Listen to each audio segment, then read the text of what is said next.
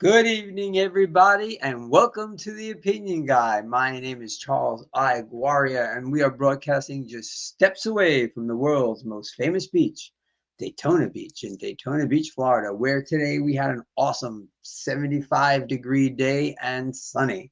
I hope it's nice wherever you are, and I am excited about tonight because I envisioned having a panel discussion on Mondays to go over news that has happened since the last time we got together and what we may expect down the road.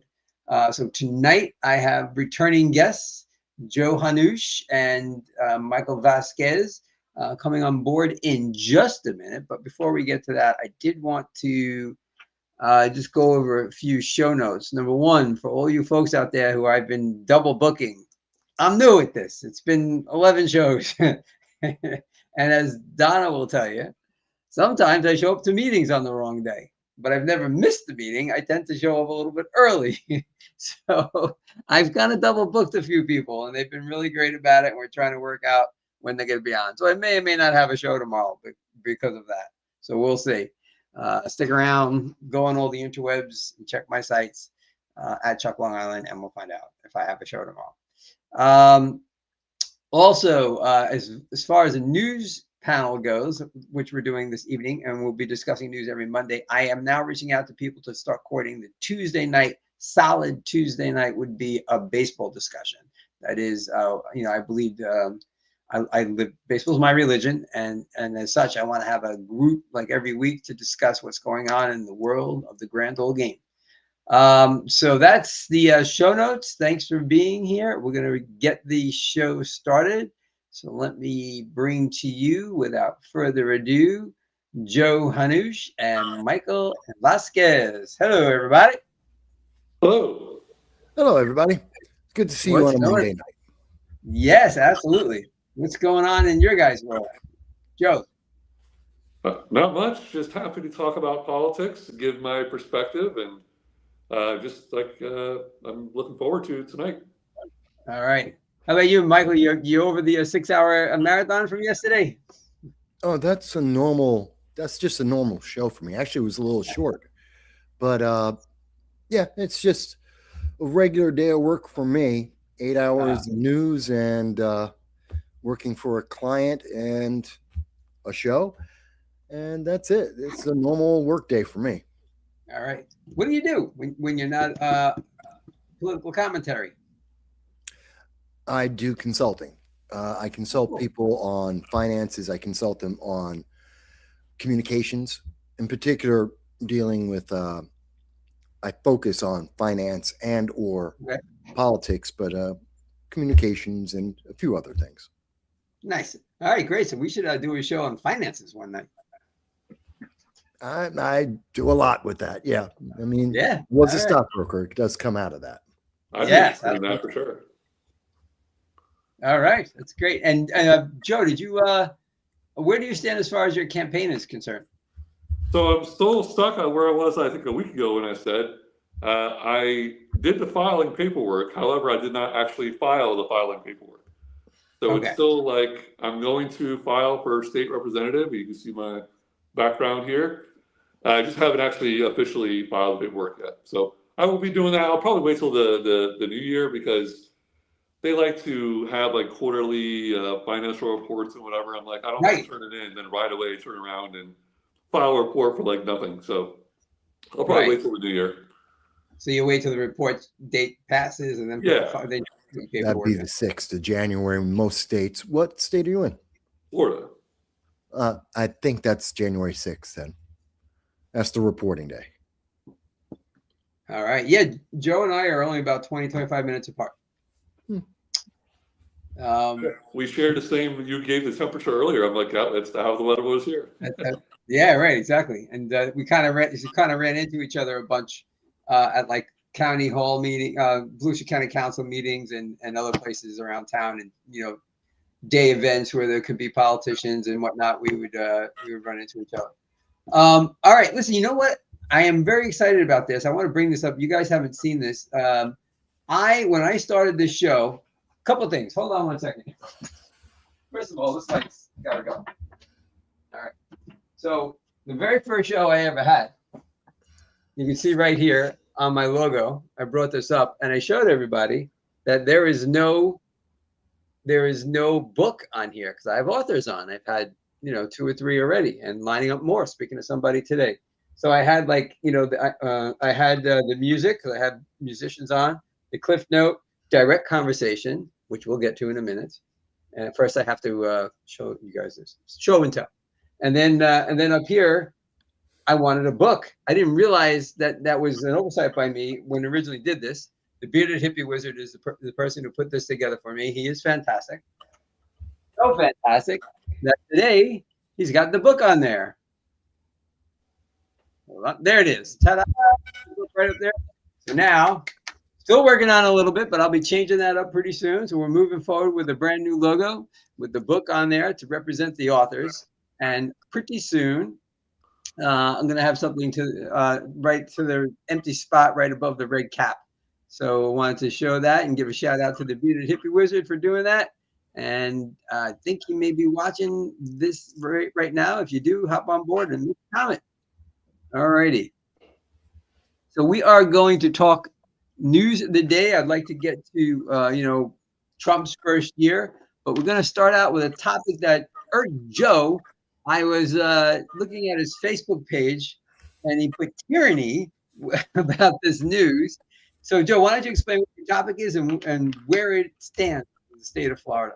Yeah, I know Florida likes to do a lot of new bills because we're coming into this session where in the state of Florida, our state legislature is only in session for about 2 months, really, out of the year. And this is the time that we're coming into it. So this is when you hear about a lot of bills getting filed. And one of them is for you have your driver's license plate and there's a frame around it. Sometimes those frames cover some information that the government likes to use to track where you're going. So they made a law saying you can't do that anymore. So even if you have like a cover for it, just like a protector, like clear cover for it, or just a frame that has like whatever car dealerships like to put their logo on the frames for every car, free advertising for them. So those kind of things, you can still use them, but you just can't have them cover up the pertinent information for the license plate. That kind of makes you different from everyone else. So right. I'm someone that, I don't think the government should be giving out, like charging us money every year to renew this government permit to drive our own property around town. Just doesn't make sense. I don't like it, and it should be gone. And the government is just making it more restrictive on us and giving them more opportunity to pull someone over for educational purposes. They like to do whenever there's a new law. But man, in the state of Florida, they just go overboard on stuff. Like if a cop hears you 25 feet away, like your music from 25 feet away, which by the way, you can hear me talking right now from 25 feet away. Oh yeah, the music law. I remember that. Yeah, they can pull you over. They can pull you over for that. There's just so many things that they just create laws just to give opportunity for them to like give probable cause or whatever, skirt the Constitution to search and seize if they decide to. Well, Mike, don't they have this in New York too, where they just have laws that just seem like they're just there to pile on, like pull you over for one thing and then find something out? No, let's clarify, and respectfully, I disagree with your opinion there. And the reason why is this is I believe, and I could be wrong about the research, maybe they changed the law, but this is a law from 2016. It's already been to the Florida courts, and it was deemed perfectly clear and explicit in what it was saying. And it's very clear. If you don't block the information that everyone is required to have on a license plate, so that license plate can be identified, so we know it's not stolen, it's not being used by gangs, drug cartels, human traffickers, or just regular gang-banging criminals, or if it's stolen, you can identify it, and that's fair. Now, you may disagree with the amount of the fee. That may have changed. I'm not sure about the legislation there, but I don't see a problem with that. We do. Driving a car isn't a right. It is a privilege. And that privilege has a cost attached to it, as many privileges do. Now, again, you may disagree with the amount of the fee. That's fine. But it's all right. Now, if you said to me, well, I have a right. Now, as an example, you have a right to self-defense. And it is clearly stated in the Second Amendment, you have a right to carry a firearm for that self-defense of yourself, your property, your loved ones, and in the worst case scenario, against the government itself. That should not require a permit. That is not something that is subject to the whims and capricious ideas of any politician. That is a defined right given by God by birth. So if we're talking about that, I'm with you. If we're talking about you're covering up your car plate, well, you're either doing it because you don't want to get a ticket. I know a lot of people do the cellophane because we have the cameras. So people put cellophane over it. They put over decals or reflectors. You're trying to cheat the system. I get it. And I understand why, but that is criminal, which means it should have a penalty. Because if we have no laws, then we have anarchy. And I don't believe in anarchy. So I see here that that's my position. That's where I come at that. And again, I could be wrong. There could be new things to that law. Well, I see here that to address the fine part, I see here that it's up to this is an insane amount of money. It's $500. Anything that obstructs the plate, starting with up to $500 fine and 60 days in jail. Can you imagine going to jail for 60 days because you had because your license? Unless you, unless they were tracking you, unless the police were like, you were a part of a hit and run, and they needed to, and then maybe the penalty is not even severe enough, and they needed to track you down, and they couldn't even read your license plate. That's one thing. If you're driving home from the local mom and pop Italian place, and you're obeying the law, you're not speeding, and it just happens to be covered up. You know what I mean? Like, you're gonna get 60 days in jail and a $500 fine. But it's not something that just happens.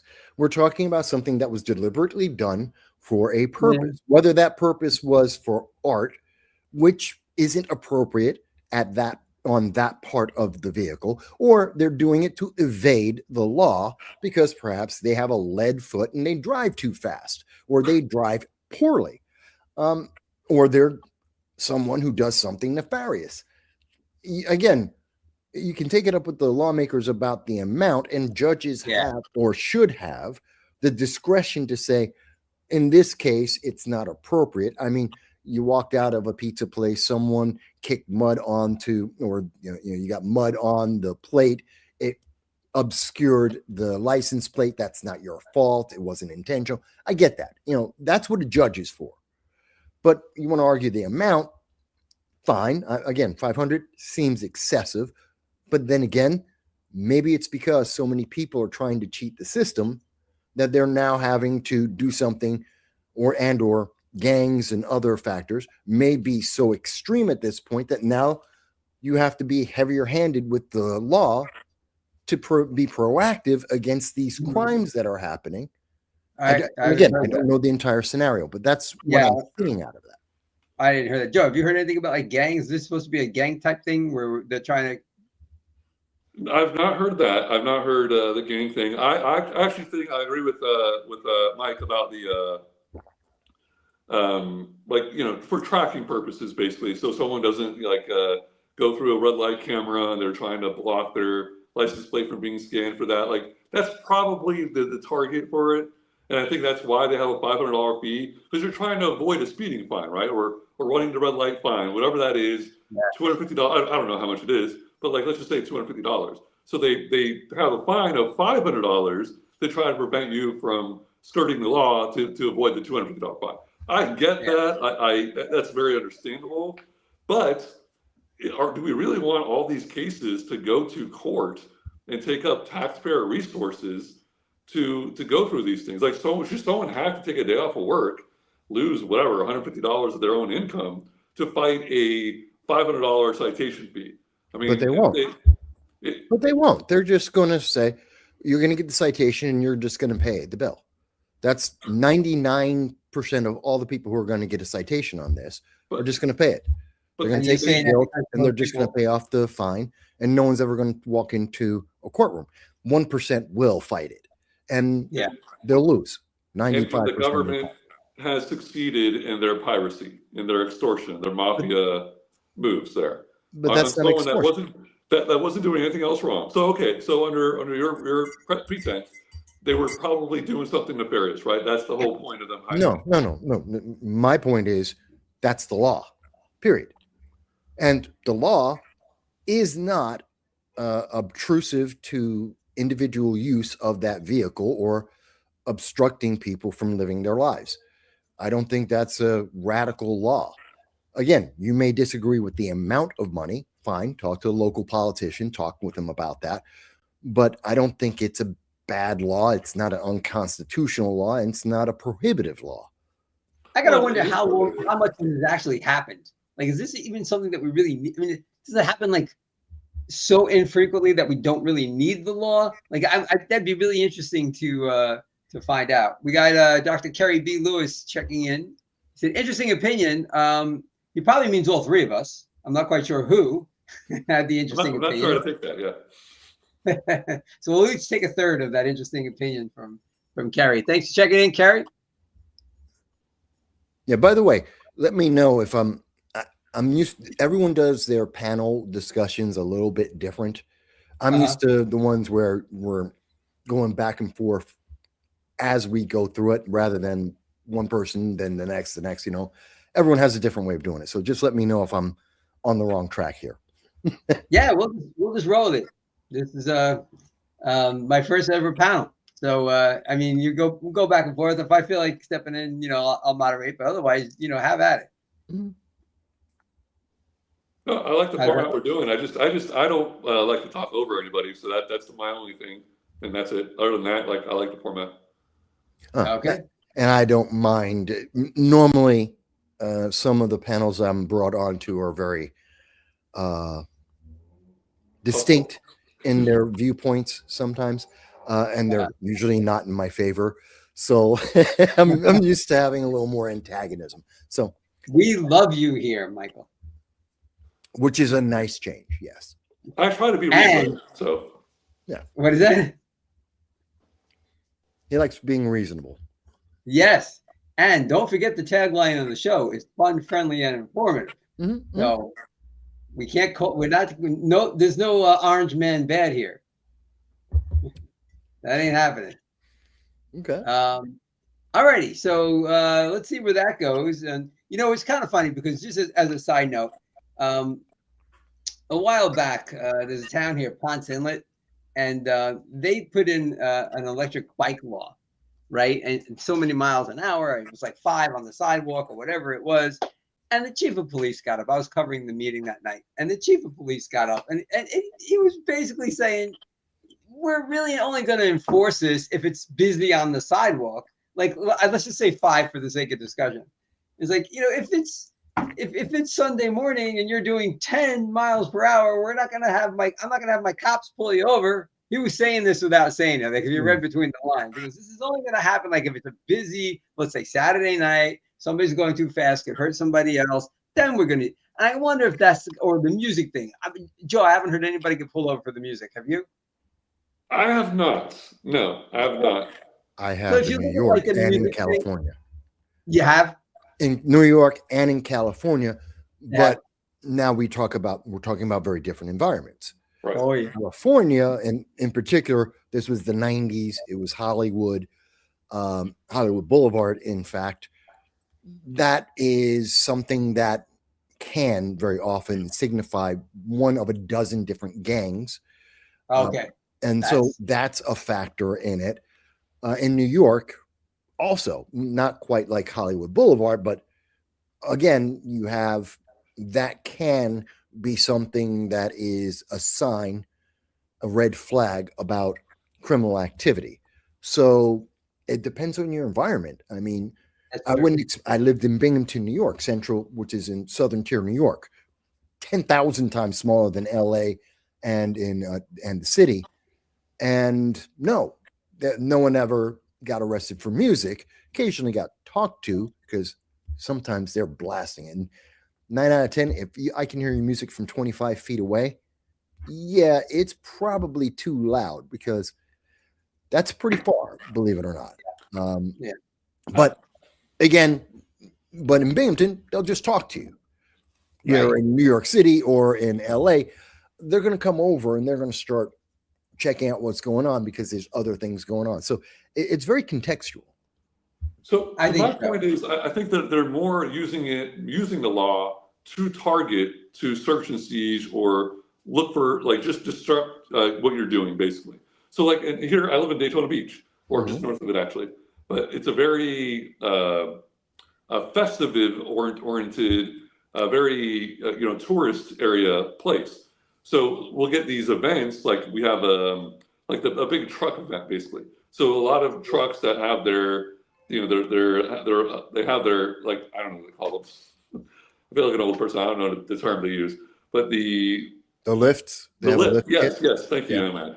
They lift up the truck, and there'll be like a bunch of them. There'll be like 150 of them going down A1A, the beach side over here. No. And they don't like that. The cops don't like that because they rev their engines, and they just say, like, if it's up a certain angle, the driver can't see what's going on in front of them, so it's a safety issue. And what it really is they don't want that kind of those people in our town. So they created that law so they could target those people to basically fine them out of ever coming here again, or it's not financially viable for them to do. And the chief of police here, he'll go publicly on the radio and tell them that. Good. He said on the radio, he'll call up the event organizers and, like, we're going to pull you over. We're going to fine you X amount of dollars for any truck that's up a certain number of inches or angle or whatever. And it's just, well, I don't know. I don't think the police should be policing, for lack of a better term, people coming to the event, like just having fun, driving on A1A for just like any other car. But it's not. But it's not, Joe. One, they are maintaining the culture, the morality of their community. That's their job. That's one aspect of their job. And there is a safety concern in there as well. Now, that you may say, well, they're emphasizing more the community and moral aspect than the safety aspect, but there is, because again, it's of a certain height. It is of a certain angle, which does imply a safety. He didn't say, I'm going to take every single one of those trucks and I'm going to bring them in. He said, if you've got it, it's over this height, it's this kind of angle, then I'm going to pull you over. And he's disencouraging people that the community does not want from coming into the community.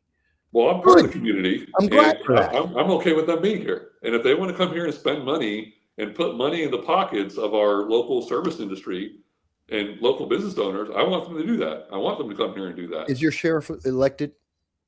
My sheriff is elected, yes. Okay. And this is a city or county statute? So it would be a county because it's on the beach side, so it would be the county kind of oversees it. They work with the cities as well, though. The cities and the county work together. Well, my point is, the sheriff was elected, the legislators were elected, the community made their statement, and he went on the radio. He's been public. This is not something, as you say, he didn't hide it from anyone. He's not going back there and going, oh, I'm going to do this on the side, sneak around, and people don't know what I'm doing. He's right up front saying, this is what the community wants. There is a safety issue in this as a component as well. You passed the law. I'm enforcing the law. I understand. Some people may say, I don't like that. Yeah, but you didn't get someone else elected. The community elected this guy in that law. I mean, let me ask you. Go ahead. Yeah, let me ask you guys this question. Do we blame the cops for something like that, or do we blame the politicians for creating? Because the cops are only going to enforce the law, right? I mean, a good cop is only going to enforce the law. They can't. A bad cop will do whatever the heck they want, but that's a small percentage. A good cop is going to enforce the law. So should we blame the politicians? And I think maybe going down the road, Michael is going down and be like, we need to vote people out who make laws that we don't like, which is why you're running, Joe, which is great because you want to start influencing the laws that are made, which I'm all for. Or because you're throwing your hat in the ring, and that's the valor of all valors, right? You're not just sitting on the sidelines. Or do we blame the cops? So who's really at fault in that situation? Obviously, the ones that make the policy, that make the law, are the ones, ultimately they're providing the landscape for enforcement of it. Yeah. But there should be a balance of power. Like we don't just have the legislative, executive, and whatever. Bad laws should be nullified, and they should be, have civil disobedience against it. They should be spoken out against. Obviously, like I complain for sure. I'm complaining right now about law, but I am putting action behind it, as you said. Like I am running for office against, people that enact more laws, and I have done that. I'm going to do that. But it is getting to the point where police can do whatever they want. I mean, and sometimes the police will ask the elected legislature to do things so that they can do their job, like qualified immunity, for example. They feel like we can't do our jobs without that protection, and it's garbage because we're paying for it. Okay, so I was with you part of the way, and then you lost me at the end. So, one, I don't think it's the fault of the legislators. I don't think it's the fault of the officers. It's the fault of the voters. The voters elected these people, and they ideally, again, there may be context, there may be different realities, but ideally, you voted for this person because people are going to vote for you, Joe, because you have a platform, you have a point of view. You're making it clear here on the program, which is great. And people get to hear you explain and talk about the things you believe. And if they agree with it, they will vote for you. And I hope that if you got enough people to think as you do and agree with your general outlook, I want you to win. I'm absolutely for that. Yeah, and if you can't, there's someone else. We understand where the community is. So I blame the voters. If the community is against this, then I blame the community because they elected the officials and they elected the sheriff, who then hired the various police force. So that's the hierarchy I see. No, and I agree with you. Ultimately, you're correct, and you corrected the question. I guess it is up to the voters, and the voters, the ultimate accountability is with them. However, I do disagree with you when it comes to why they vote. Okay, but I don't think they vote for policy. I think they vote based on name recognition, the mailers they get in the mail, which is, I guess, name recognition, partisan, stuff on the ballot. Okay, but before we go there, because there was another part of what you said, I want to finish that. Then we can come back. I'll be happy to come back because I understand what you're saying. And again, I agree with part of it and not part of it. But let me go to the second part of what you were saying, which was so you were talking about enforced police can do anything that they want. They have too much control, and we've given them things like immunity. And it's conditional immunity. I don't have a problem with that because look at the nature of the job that they do. And in fact, they do need immunity because we've seen that every time we try and take it away, or any community is taken away, the next thing that community is dealing with is massive lawsuits that are frivolous and are absolutely useless, but it doesn't matter. It is meant to antagonize, entangle, and ultimately demoralize the police and to delete the funding of the police by going through the courts. And that's, we see this happen with gangs all the time. I can tell you that, again, going back, and this is anecdotal, but it's also something that's empirical that we see in the city of Binghamton. City of Binghamton was getting on an annual basis somewhere around 10 complaints of police brutality every single year. Now, many of these cases, about 4 out of the 10 cases, would actually get settled out of court because it was cheaper than to go to court. Another 5 of them would just drop because they were nonsensical on its face. And then there would be roughly about 2 or so that would actually go to a courtroom and have to be decided. And that may or may not have been real. Usually, almost always, never. And then we got, and because of the very same people who were abusing the system, said, you know what? And we're going to make sure the police officers are going to all get those body cams. And they have to get that, even though it was very expensive. And of course, taxes went up on everyone to be able to afford that. Yeah. Uh-huh. And then for 5 years in a row, actually more than that, every time that there was a claim of the police brutality, usually sponsored by the same groups of people that we had seen in the past 10 times a year, every single case, no, it was non-existent. You looked at the body cam and said, you're lying to your face. Right. And here's community is what was necessary to help those officers up until the moment we got more technology to then verify that they were absolutely correct. They were doing a great job. People were just abusing the system. And when you take away that immunity, the system gets abused even more because there's some people who just want to take advantage. All right, Mike. Joe, this is your topic, last word. Then we're going to move on to Mike's topic. Well, last word, I'll just say, give an example here, and I know you guys know this from New York, the Naked Cowboy. The Naked Cowboy, he's a musician that is basically in his underwear, plays a guitar for money, right? He comes down to Daytona Beach. He's been doing it for like 30 years, I think, coming down to Daytona Beach for like Bike Week and stuff like that. And he got a citation for basically trying to get collect money from people in public, right? Because we just passed a law against that, no solicitations. And he wasn't doing that. He was people were giving him money. He wasn't asking for it. So he was abiding by the law. I know, I get it. I get it.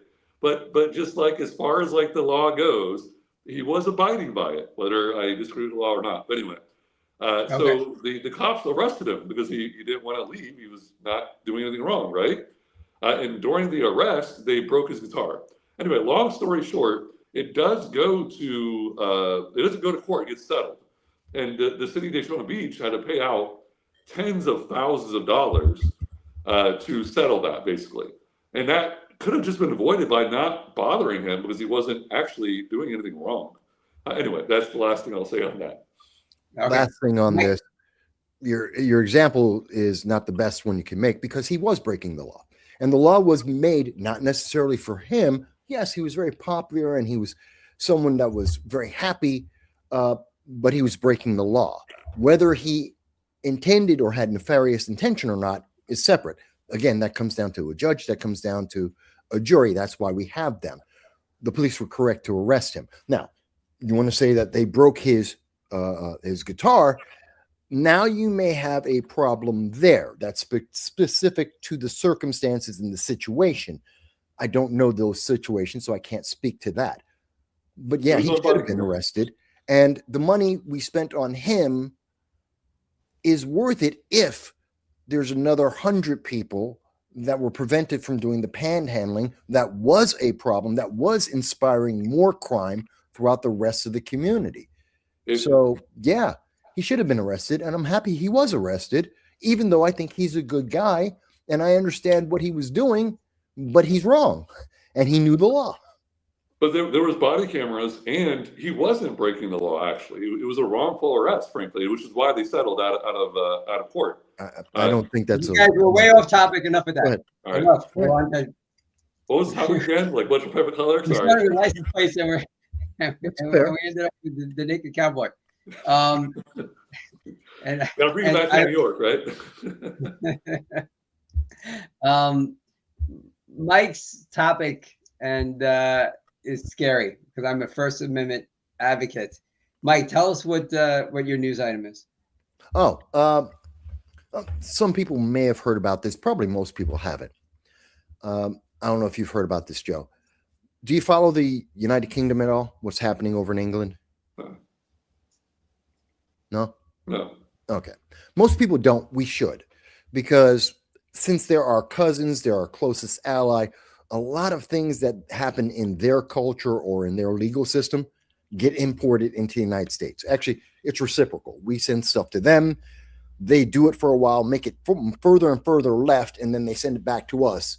And then the cycle repeats and repeats and repeats. So we came up with red flag laws.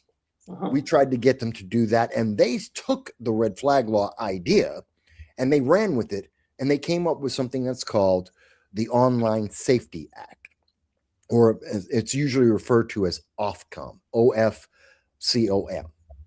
And basically, this is a censorship by the government on the people to restrict them from being able to do things online, including using specific words, going to specific sites, talking about specific conversations, which theoretically you shouldn't be able to do in America, except they are doing it here too in a different way than you think. Oh yeah. That policy, that law is why we see Google and YouTube using the AI age verification.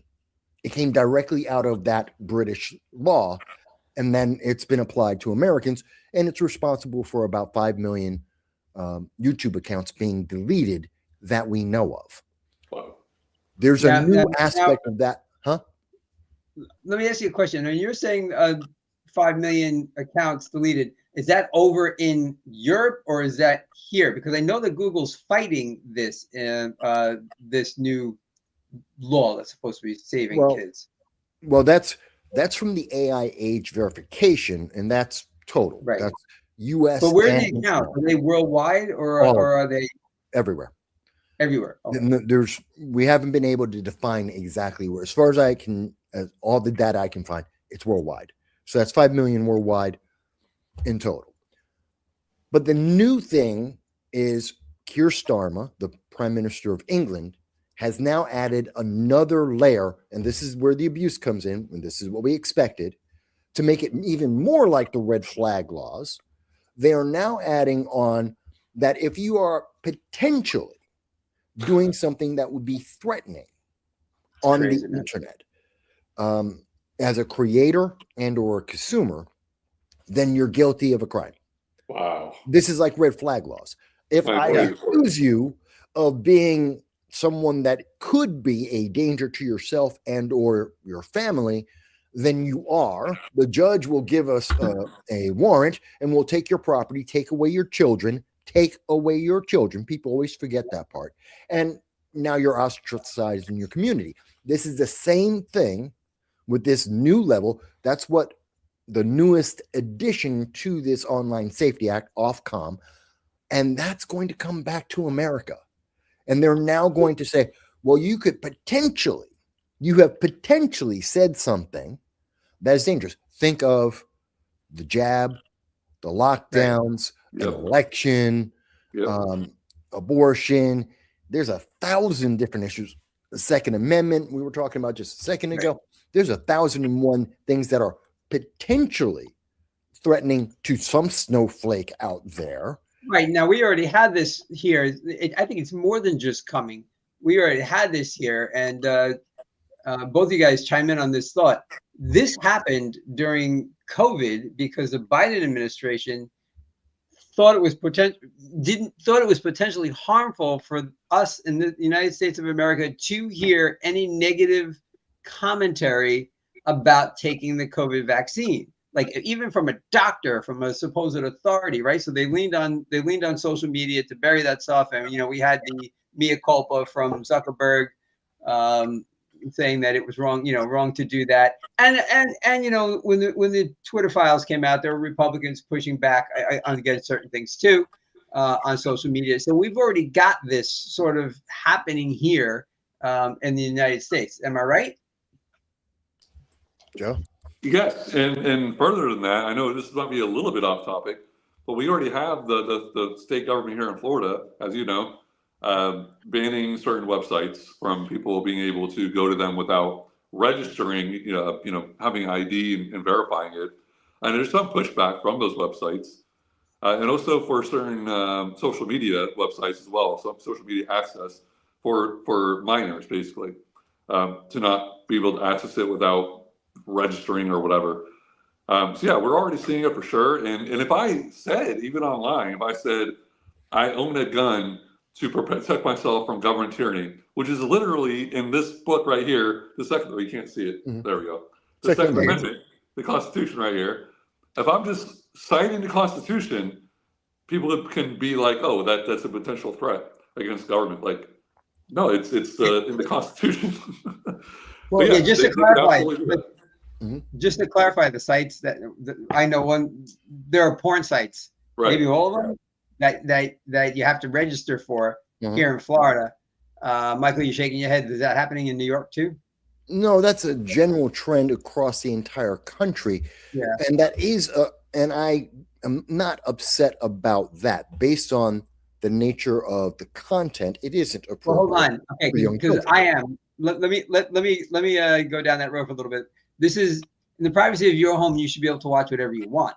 And it's not for the government's right to make you register to go watch two people fornicating. It is your right to do whatever the heck you want in your home, and the government in no way, shape, or form should be in your house dictating what you watch or forcing you to register. Some people want to watch. It's called the privacy of your home for a freaking reason, because I don't want the government knowing what my sexual proclivities are. Okay. It is virtually it is such an infringement on somebody's privacy. Except, and we have to understand that one, it's not your home; it's the internet. There is no home. I can access the internet. I can access. Wait a minute. I can access the internet anywhere. Wait a minute. It's a fact. It's not even a question. It's a fact. I can access it through multiple devices anywhere I want to. So you can't use the defense that you're at your home. Now, I do understand the privacy aspect, but like all laws, there is a trade-off. And we do know that children can access on your computer or anyone else's the aspects of the internet that are inappropriate for a young minor. Now, if you're in your home, you want to log in and let your 5-year-old look at whatever the hell, that's fine. That's your house. You can do that. No one's stopping you. But what they are saying is so that kids don't, and it is very easy to find adult content at any age. If you accidentally do that, I understand that there are some safeguards we can all agree on, and most of us do, that are there to protect the child. Now, that's a very small, well, not small portion of the internet, but that's a small protection that is out there. And I don't believe in registering, but I do believe you should be able to verify whom you are for that adult content, and no one can stop you from enjoying that content. And it's on that private business to protect your privacy, because they don't have to give it to the government. That's not a requirement. I think they would. It's on that business to make sure they're not allowing minors in. And as long as they're doing that, I have no problem with it. If the government steps in, now it starts getting, the government should make the law and say, private business, protect your content from children. Make it difficult for those children, reasonably difficult for those children to get into your content. That's what the government should do. And that's their job. And they can test, make sure the business did that. And if the company just did nothing, then they should be punished. But if they're complying with the law and the law makes sense and the public has agreed that this is a condition we want because it is morally good and it is something that is sound for the society, I got no problem with it. Well, I got a problem. I got a few problems with that. Government should not be policing morality. And speaking of policing, or legislating morality, I should say, but policing, as far as that goes, that costs taxpayers money. Mm-hmm. They have to spend money and resources for to watch these companies to make sure they're abiding by the law. Yes. And by the way, new laws don't make a thing happen.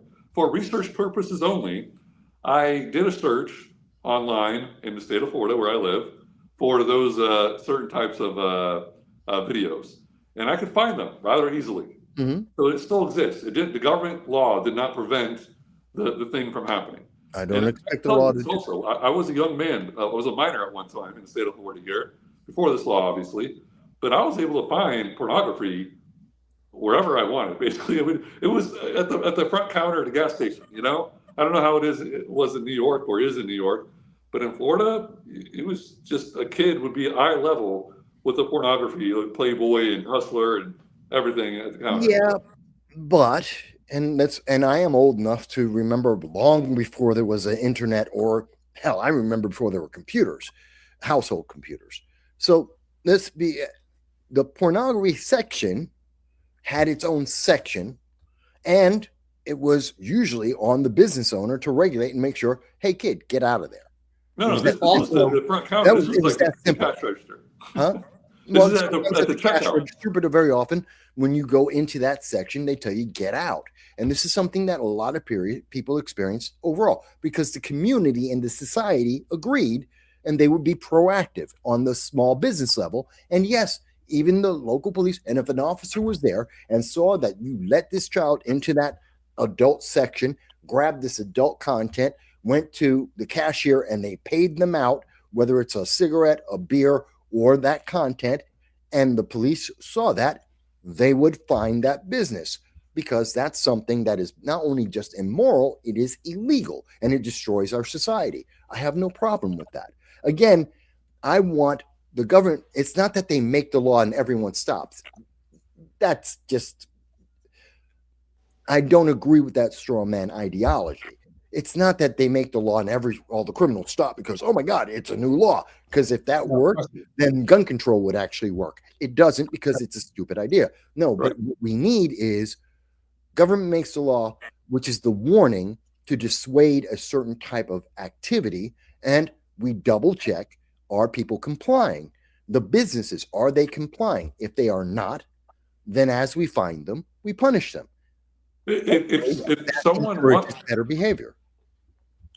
But if someone wants to do that, buy that good or service, and a company is willing to sell that good or service, the government should not be involved in that at all. You're 18 or above. You're right. The government has nothing to do with it. If you're 15, hell no, because 15-year-olds have no rights. I agree with all that. The getting back to the way they were presented in the drug stores and the stationery stores in New York on Long Island, a pornographic magazine would be covered up. You'd only see like the title across the top, and they'd be like the sleeves that they put them in, so you couldn't actually see the. That was the 80s. They started doing that in the 80s, in the 70s. Yeah. Yeah. 70s, 60s, 50s, they just tell you get out that section. But in the 80s, right after the 80s, they would brown bag them. Yeah. We all were behind there. You just had to use your finger and move the cover back and see whatever you want. But anyway. Yeah, there was a certain amount of allowance that was given for youth growing up. True enough. So I have an article from the Telegraph in regards to Michael's free speech in Britain. Let's bring that up for a second here. So this is kind of scary stuff, what they're talking about here. It's pure evil. Yeah, so Google is accused. We'll see it on Google's fighting it. Google, let me just highlight that this. That tells you how bad it is. Google, who have no problem with censorship, they're saying it goes too far. But yeah, Google has accused Britain of threatening to stifle free speech in an escalation of U.S. opposition, so there's more than one, to online safety rules. The regulator, Ofcom, which Michael mentioned before, is planning to prevent posts going viral that include, and this is the part that blows my mind and is really scary because the government's going to make this judgment, potentially illegal. Michael, you were talking about that. What could be material such as hate speech? Who gets to decide? All speech is free speech, even hate speech. The government shouldn't decide who's hate, or no regulator should be deciding what hate speech is, or calls to violence. Calls to violence is a little bit more of a slippery, a tricky thing. I'll put that out there. If you guys want to debate what is a call to violence and when is somebody just saying, in other words, I could have killed you, and when do they really mean it? There's a big difference in that. Hate speech, even the KKK has a right to say what they want to say. It is the way it is in America. And when you don't allow people to have that freedom to say horrible things, it's just going to fester and grow and gather people because you can't fight back against it. Am I right or wrong on that? Let me jump in first. I've been letting you go first each time, Joe. I'm going to go first on this because I agree with you on hate speech. There is no such thing. That is just a slippery slope. It is a way to punish people that could not be punished otherwise. It's a virtue signal. I mean, he committed murder and it was a hate crime. He committed murder. Who cares about the hate crime? He committed murder. That's the crime. Stop right there. But that's the idea of hate speech. So I throw that out. Now, speech that incites violence, very specific, very narrow, that is inciting violence, is very clear. And I think I agree. If you are a certain 1930s German who is saying it's Kristallnacht, go get these type of people and harm them physically, that is something that absolutely, yes, that's illegal. That's not free speech. Everything else is free speech. And that's why I don't like to, and they're making up these terms. Notice they don't give a definition of any of this stuff. It's subjective. No law can be subjective. No law can be subjective and be effective. Go ahead, Joe. Joe, before, no, hold on a second. Joe, before you go, and you can start with this and then go into the rest. So what if the Proud Boys said, they didn't say go kill Jewish people, but they said we hate them and they should be subjugated to different rules in this country. We want them out. We hate them. So Joe, is that hate speech that should be like flagged by the police? And then you can go from there. No, I agree with Mike on this. Hate speech is just, I think we all three of us agree on this. Hate speech shouldn't even exist. It shouldn't be even a thing. It's exercising First Amendment. And frankly, I'll go a step further here. I want that to be allowed and I want to encourage it. Why? Because I want to know who I don't want to deal with, who I don't want to associate with. So please tell me you don't hate certain kinds of, you don't like certain kinds of people or hate them. So I know not to associate with you because you base things off of like race or religion or whatever. Good. I don't want to associate with you for that. Please tell me who you are, so I don't give your business any money. I don't decide to spend my personal time with you, etc. So yeah, please tell me that. Wear it on your shirt. Just have a shirt that says I hate black people or I hate Jews or I hate whatever. Good. I'm gonna stay away from you. I'm not gonna be your friend. I'm not gonna give you any money. Wait, I hear you, Mike. What'd you say? I just said, or that way I can protest you. I can inform others that he's wrong and this, or they are wrong, and this is why. Yeah. Which is only possible if you actually hear them say something. Yeah, 100%. I don't want that hidden. I want that in public. Yeah. I want that transparent. Sure. Yeah, 100% across the board. We all agree on that one for sure. I mean, and in fact, I remember that. See, this is when grade school was good. I actually learned that from a teacher. I was maybe 7th grade who said that very same thing, and it stuck with me for all these years. You don't want it festering in the dark. You want to shine a light on the stupidity. You want to shine a light on the hate. So like Michael said, and Joe, you said, so you can fight it and you can know, and you can say, that guy or that gal is wrong. Not let them just be in the dark and gather other people because there's no opposition, and they get this whole, consortium of people together, cohort of people together. Let them speak their mind so we can knock it down. Right, and just one quick comment on that. Just kind of use this old analogy that we all heard many times. It's the baker, right? The Jewish baker doesn't want to be forced to cook bake the cake for the individual from 1930s Germany, as Mike referred to earlier. I want them to say that because I want that baker to say, I'm not doing that for you. And I want that to be perfectly legal, not only to say, but to not have to do it on the back end also. So it's free speech and freedom of association on both sides of the argument. 100%. The only qualification I would put to that, and the real world current version of that, is the baker who, because of his religion, or at least his claim of religion, that he didn't want to make a cake for a lesbian wedding. Right. Yeah. And I agree with him. He doesn't have to. He has the right as the owner to accept anyone's business. And they had the option and the opportunity to go to other bakers. Right. So it wasn't like they were being denied. Now, if he was the only baker in 100 miles, as an example, No, now that's cruel, and you're denying them something that really shouldn't be, because there is no option, there is no opportunity. But you know what? Although you could take the opportunity to become the alternative baker in that community, but okay, fine. But that's not realistic. There is no one baker, there is no one restaurant, there is no one garage in your town. There's competition in America, at least. Other countries, maybe not. In America, there's competition nearby. So, no, I have a right to say no. You have a right to go online and say, I don't like you for that. And life is good. That's the way I look at that. And to get more into like the nuance here, just to kind of have another thread here. I do want the baker, if they don't want to do something for whatever, the lesbian couple, say that, advertise that, like have a disclaimer. We don't do this. Well, we have the right to refuse same-sex couples. Okay, please do that. But if you go in there and they advertise, we'll do cakes for anybody on the window, and they don't have any disclaimers or anything else, I think at that time it's appropriate for the baker to do it at that time. But just like say that you're not going to do it for, we have the right to refuse if you're, again. No surprises on it. It's no surprise. It's just upfront.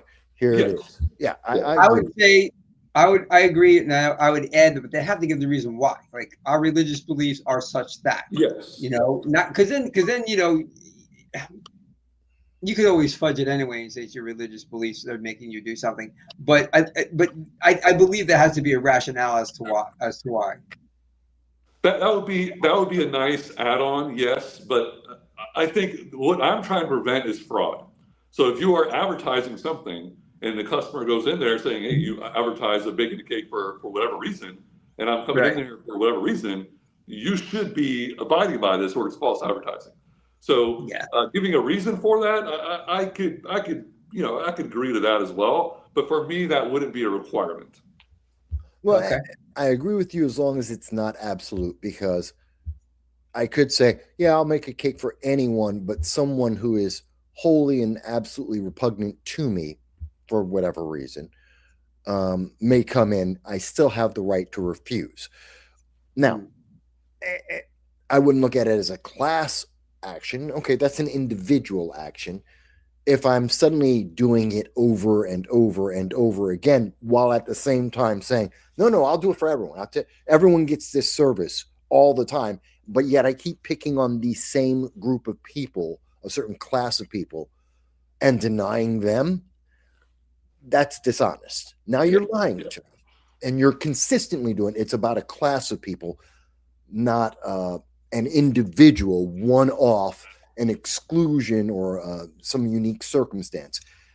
It gets a little gray in there, but I think that's a better fight to have than what we've been seeing, which is, no, you can't do that. You have to be forced to do it. You must comply. That's the progressive movement, and I disagree with that. Yeah, 100%. Yeah, I agree. All righty. So another big topic as we wind down this year, it's Trump's first year in office, and he always there's always a few things that we can discuss with Trump at any moment in time. Always. So I just wanted to set the stage with one thing that I see in the news that the left is bastardizing is the word that comes to my mind, and that you hear this is the damn lies and statistics, because you hear them say that Trump's popularity is going down the tubes, and it was here and now it's there. First of all, anybody who follows politics for one election cycle knows that there's a honeymoon period.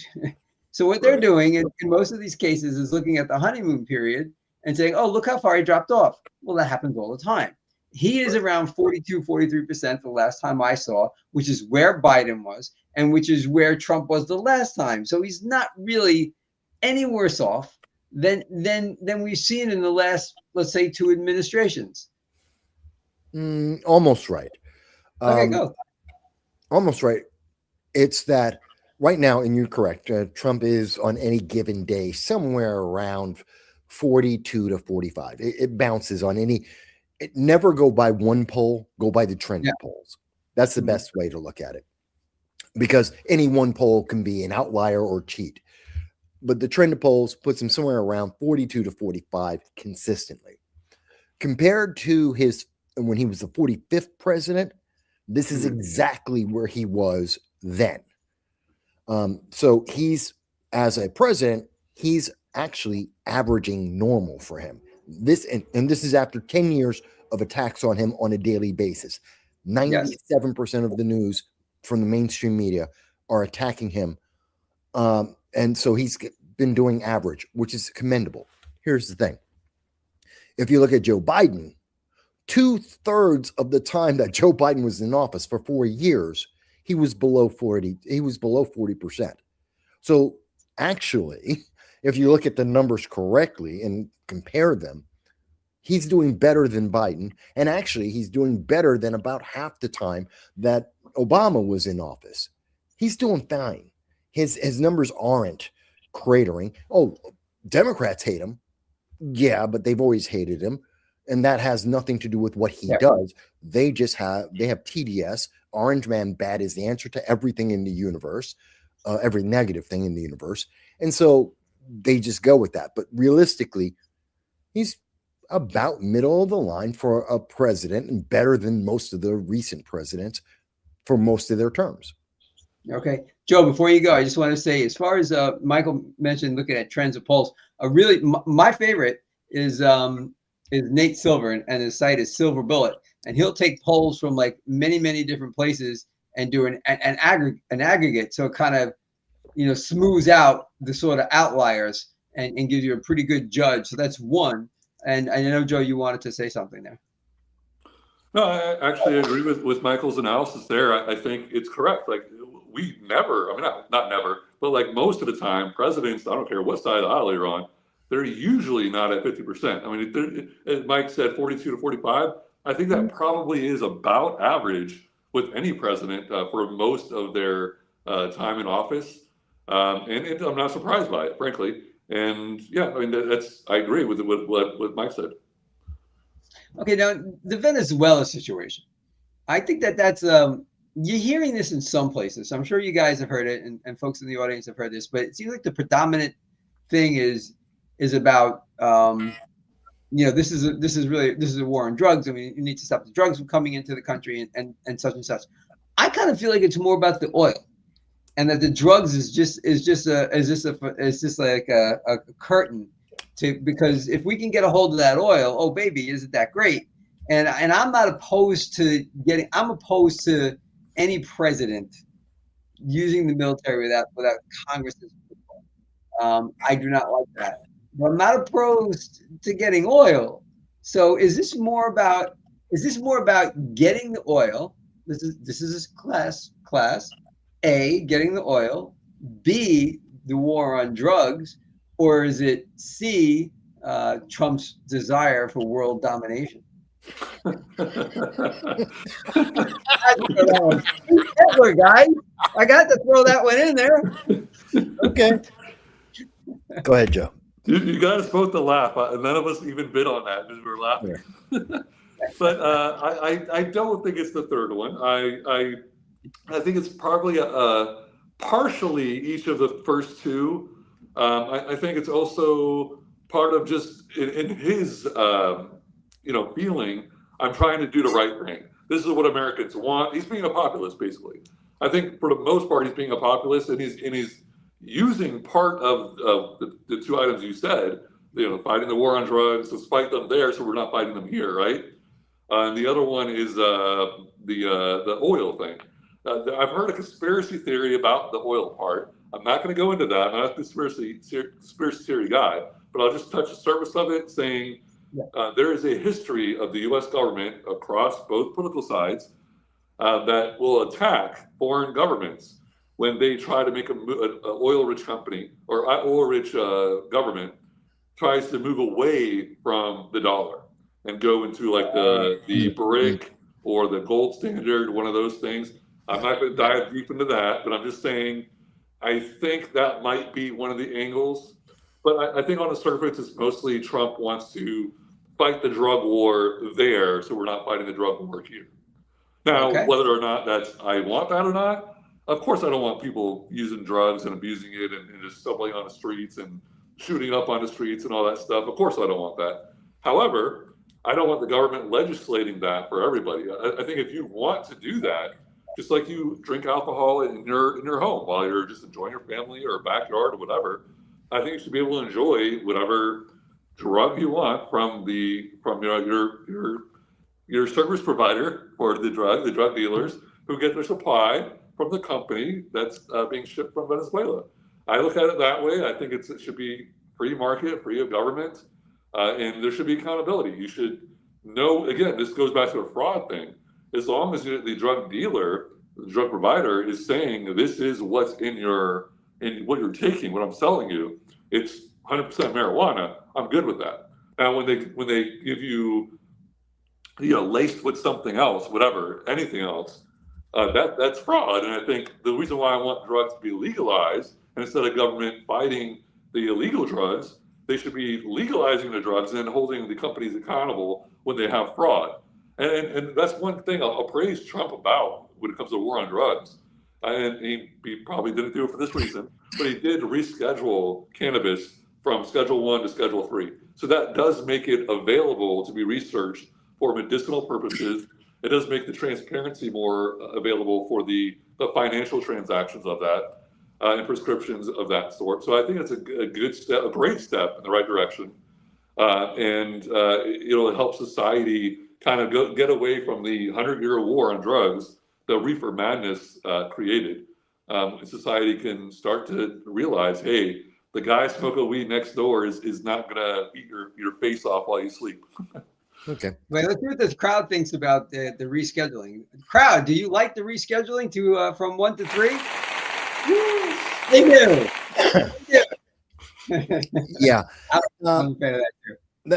That's all nice and fun, and nobody's perfect. Trump made a mistake. You know what? He makes mistakes. No, drugs shouldn't be legalized, period, full stop.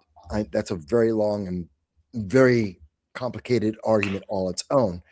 Yes. No. The answer is no. They should be illegal for a reason. And yeah, marijuana is part of it. Sucks for some people. Oh, well. Anyway, moving forward.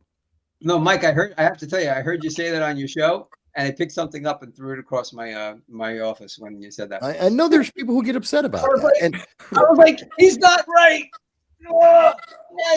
Yeah, people get upset about that. You know what? But that's why we have these conversations, so we can go into, and this is what should be happening on the floor of Congress, is that we should have our representatives having this very clear, understood debate about this without needing lawyers and lawyer talk and 20,000 pages, that we should just have this conversation, and then the public gets to vote and say, yeah, I'm with it or I'm against it. But that's because I'm not saying that everyone has to do what I want. I'm saying I think it's absolutely horrible, and I can make the argument for that. But that's separate of Venezuela for the most part. You left out option D in the criteria you gave to us. Option D is that Donald Trump is teaching a lesson to the world. He's making a point about America. And thank God he is. And this is something that news media never talks about, and they don't want you to think about this. What he's doing in Venezuela is telling Iran, he's telling Russia, China, hell, he's telling all of South America where the limits are in dealing with the United States in a manner that is demoralizing and destroying our society and our individuals. You don't get away with these things. Same thing with what happened in Syria. ISIS is trying to bring itself back up. They kind of thought, well, maybe Trump's going to be busy with everything else. They knew they could get away with it with Biden because Biden's actually the reason why ISIS is coming back. Long story. I've covered it a lot. That's a Biden problem, all of Central Africa. They're coming back in Syria. They killed 3 Americans. Yeah. They thought they'd get away with it. We dropped 90 bombs on every single ISIS base we could find in Syria. not because we're going to war in Syria, but you don't kill Americans. That's the point. Same thing with Venezuela. You don't bring drugs into America. You don't bring slaves into America. You don't bring your gangs in and then try and take over hotels and apartment buildings in America. We will kill you, period, full stop. Now, I know there's a lot of peaceniks out there and they go, but Mike, that's so harsh. The world is harsh. And if you don't teach the world a harsh lesson, you get run over. We need strong presidents so that when we have weak presidents, we'll still be able to be around for the next strong president to be here. And that's what this is really about. Now, the benefit of being strong and making this point using Venezuela is the reason why we're using Venezuela at the moment. We've used other countries earlier. The reason why we're using them now is, yes, they have oil. Bonus, let's use their oil before we have to use ours. If it is correct that oil, and there's some scientists that say it isn't, but let's say it's a finite resource. We want to use the oil of every other country in the world, for the most part, all of theirs, as we keep most of ours. Not that we don't use it at all, but we keep most of ours and let everyone else use up all of theirs so that we maintain our quality of life even when they can't. Because eventually we will find the answer, and the answer is, at this point, nuclear. That's the truth. Mm-hmm. And we should be focusing on that. But the far left won't let us do that because they're idiots, and they keep going, but climate change, stupid. But anyway, putting that aside.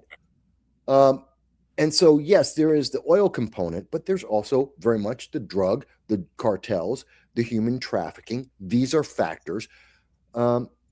Also, there's also the factor that no one talks about, disease. Those caravans have been bringing measles and mumps and rubella into the United States since 2018 as they try and escape the failed socialist government, the corrupt failed government since 2018, Maduro most recently. And because they have no health care, they're bringing disease throughout South America, into Central America, into Mexico, and into the United States through those caravans. Most of that damage was done in the 4 years under Biden, but there is a lingering effect, and that's why the number of kids with measles, the cases of measles, have gone up. It's not because of vaccines, it's because of the caravan. But the left doesn't want to blame the illegal aliens because they believe in open borders, and they say, oh, well, that's just mean. No, it's just the truth. That's what the data tells us. Should Trump blow up the boats? Yes.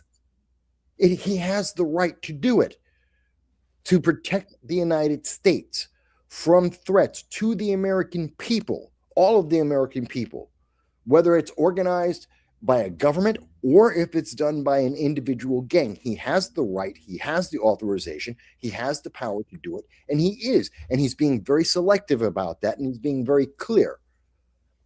I'm happy he's done it 100 times, and I'm happy those boats have gone down, and I'm happy that so many people are going to live now because of it. Okay, I got a hypothetical. Upset. Go ahead. I got a hypothetical for Joe, because I know, Joe, you shook your head no, and I'm against the I am totally for what we did in Syria, because you mess with an American citizen, man, we should come down on you. Your world should hurt for a long time. Definitely, 100%. I don't like the fact that Trump is doing this alone. So I'm going to throw a hypothetical. I saw, Joe, you shake your head when you're not in favor of what Trump's doing there with the votes. I'm not being mean about that. I'm just like, we have different points of view. So I'm not yeah. And so hypothetical.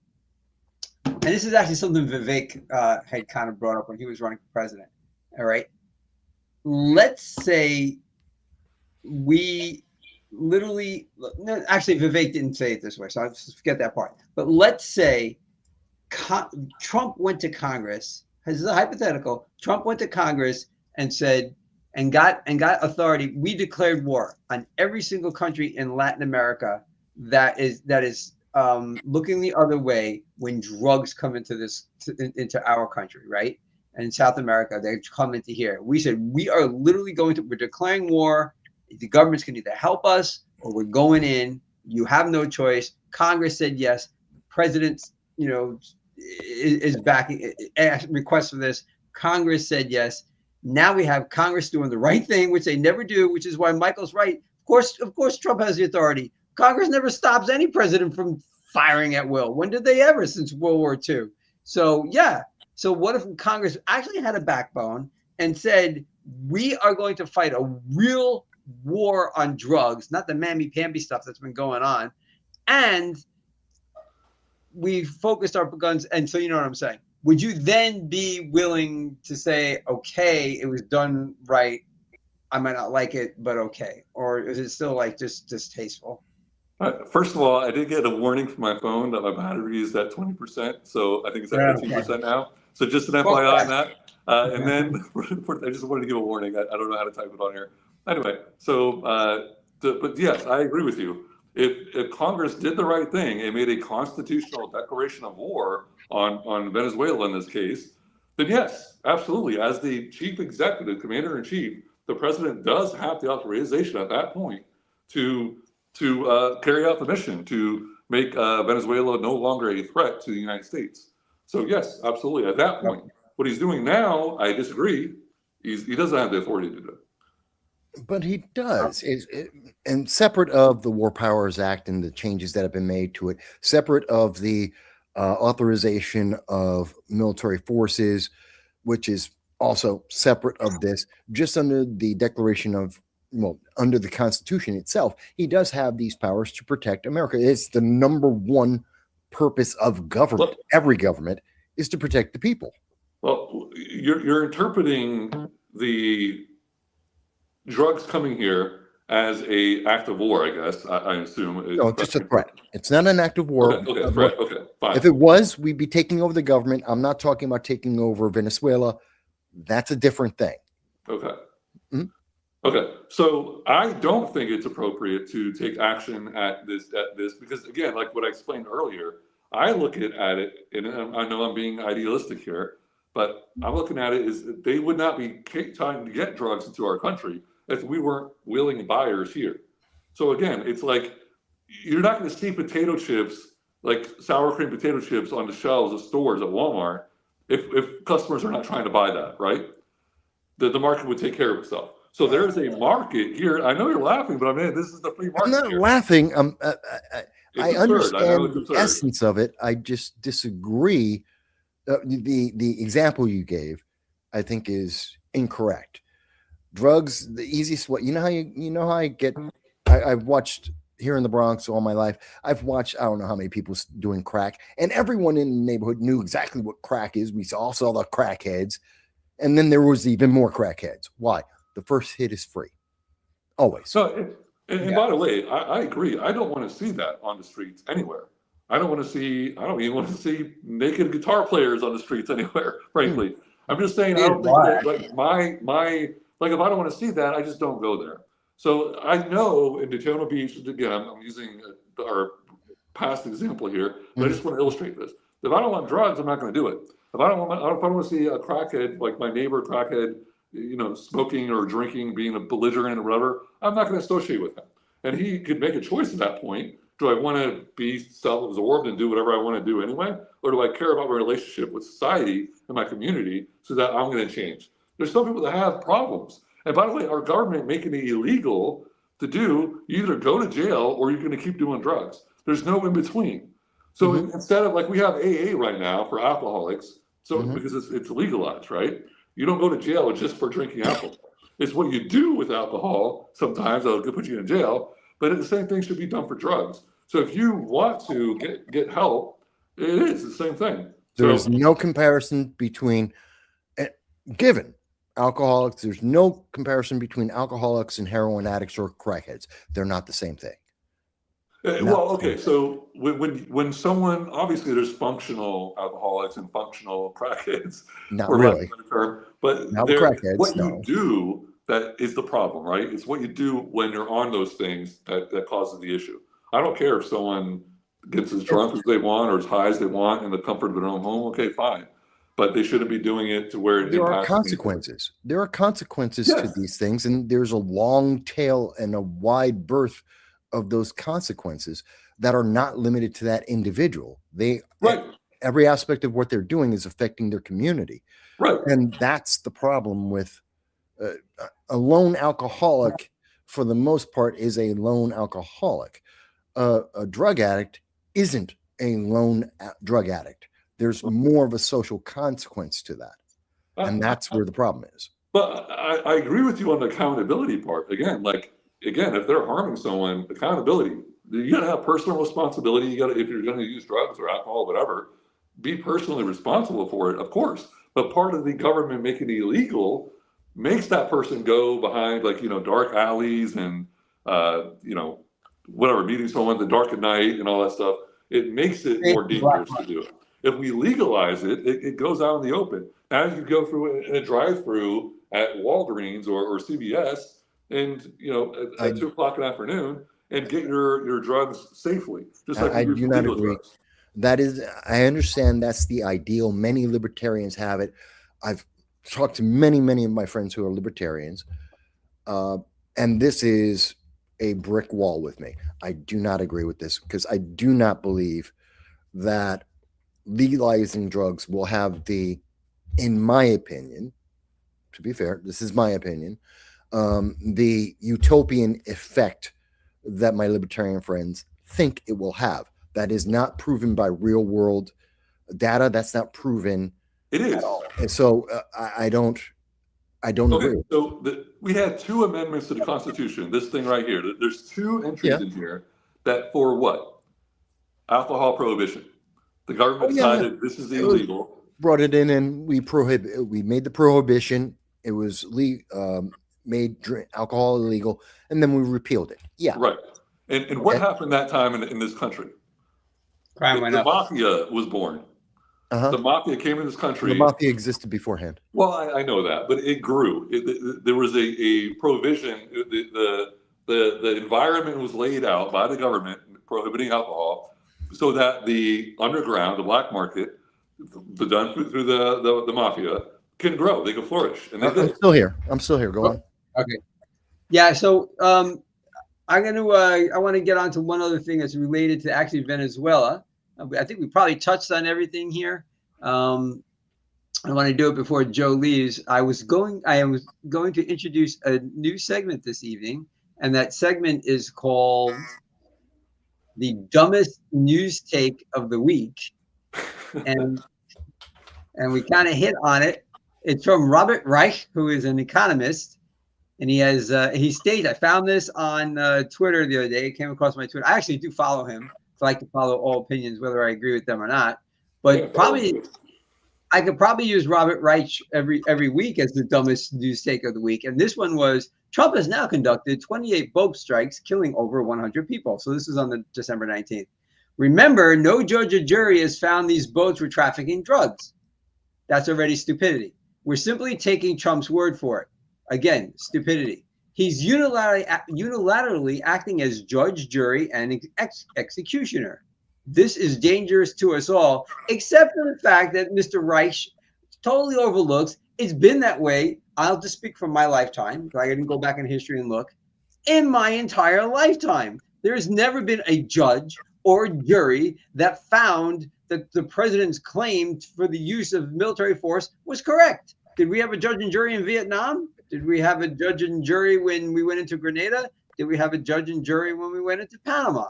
Did we have one when we went into Persian Gulf twice? No. What the hell is he talking about? This is the dumbest. You forgot about Obama bombing American citizens without charges or crimes in Yemen. Yes, 100%. Al-Awlaki. He was an American. He was murdered by Barack Obama. Just kill him. Don't even get me started. Oh, folks, I can bring up that one for you. So, I mean, what do you guys think? Joe, go first before your phone dies.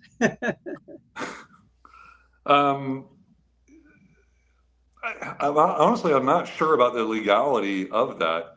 I think the supposed judge and jury is supposed to be Congress, the U.S. House and the Senate. So if the president does do something illegal, there's a process for that through Congress. It's not a traditional court, if you will. So I think that's why. So I think the terms he used were wrong. I think he was trying to communicate with the regular folks that don't really understand, the Constitution very well, which makes sense because, he is who he is and his audience is who his audience is. And just got another warning from my phone here. But yeah, so I think that was the purpose of it. I don't think, and I honestly don't know if he sincerely believed the words that he used, but I get what he's saying. He just used the terms, as a layman, I guess, would be the best. He's trying to communicate to the layman out there. So I think that's kind of the nuance there. No, he's abusing them. He knows exactly what he's doing, and he's doing it on purpose. He is abusing low information voters who only look at headlines and don't know any of the details. And he is manipulating them, emotionally manipulating them, to get a political advantage for his side. And that's why I really, really don't like Robert Reich, because this is evil, what he's doing. And he's wrong. And he is wrong. And he's being motivated because he doesn't like Orange Man bad. That's his motivation, which is why he doesn't say anything about any of the other cases, as you've correctly brought up, Charles. He doesn't bring up any of that. He didn't really have a problem with any of that because his side was doing it and it was okay. Right. He is such a partisan hack, and he's wrong. By the way, this isn't a thing for Congress. Those cartels, they're not a government. There is no government for Congress to authorize the military use against, by the way. But that's separate. That's a separate thing. Here's the key. What he's doing here is he has misconstrued the facts as they exist. He has lied about the factual evidence that we have, that has been reviewed, that has been put out there, just like when they said, and I believe he was one of those who repeated the lie, that Secretary of War Pete Hegseth had said, strike that boat again, even though naval tradition, no admiral would have followed that order because it violates the tradition of every Navy in the last 1,000 years, 1,500 years, and it's against the rules of the United States Navy. They would never have done that. And yet they pushed this lie because it's emotional, because it's manipulative, and it gives them a political advantage as they're going into an election where they know they have no leadership, they have no personnel, and they have no direction, and they are being abandoned by their biggest donors. They need something, and if they got to lie to make something to keep the rank and file in line, they will. That's the short version of what I think about that. All right. So that's did anybody have any other last minute news items? Battery's running low. Oh God, I have tons of them, but Joe's battery's going low, so you guys can keep going. I just my phone is going to cut off. We can go till my phone cuts off, but yeah, no, that was the last for me. I think we can end it here and keep things for next time. Next time we're together, there'll be more fun things to talk about. Yeah, I'm always, again, I don't watch TV shows. I watch news. So I have hundreds of things. I can never a problem. I can always talk about something. yeah. I don't watch next time. We watch one show, Outlander. It's a fantastic show, and it's going into its last season next year. So after that, we'll have to find something else. Having one show is fun. Outside of that, I don't watch TV. But everybody should watch this show. And for all you folks out there who did watch tonight, I want to thank you. This has been I want to thank you too, my guests this evening. This has been a great conversation. I'm looking forward to doing this many more times and to get one more opinion in here, whether it's DSA or Green or any other another third party. I like giving or Democrats, or maybe two more. I don't know. We'll see. But I definitely want to get another voice in here. We need something on that's a little bit more to the left. To balance out the conversation. I will not be on. I'll let if the left want to come on, I'll get off. They're very difficult. You don't know. It's very difficult for people on the left to come on, especially if someone like me, a strong Republican, they hate to be. They get really, really wigged out. They get afraid.